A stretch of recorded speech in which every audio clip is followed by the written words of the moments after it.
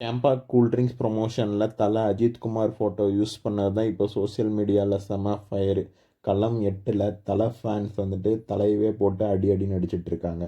ஆக்சுவலாக கான்ட்ரவர்சி என்னென்னா, தலை வந்துட்டு இந்த மாதிரி கூல் ட்ரிங்க்ஸ்க்கெல்லாம் ப்ரொமோஷன் பண்ண மாட்டார் அப்படின்னு எதிர்பார்த்துட்டு இருந்த போது, அவருக்கு பிடிச்ச ரேசர் சூட்டில் இருந்துட்டு இந்த கூல் ட்ரிங்க்ஸை ப்ரொமோட் பண்ணது தான் கொஞ்சம் சர்ச்சைக்குள்ள விஷயமா ஆயிருக்கு.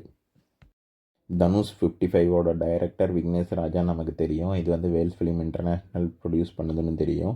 இந்த படத்தோட நேம் வந்துட்டு கரன்னு வச்சுருக்காங்க. அதுக்கான வீடியோவும் பொங்கலுக்கு ரிலீஸ் பண்ணியிருக்காங்க. அடுத்து மரகத நாணயம் 2க்கான அப்டேட் விட்டுருக்காங்க. அதோட கேஸ்ட் அண்டு க்ரூ பற்றின ஃபுல் டீட்டெயில்ஸ் அந்த வீடியோவில் ரிலீஸ் பண்ணியிருக்காங்க.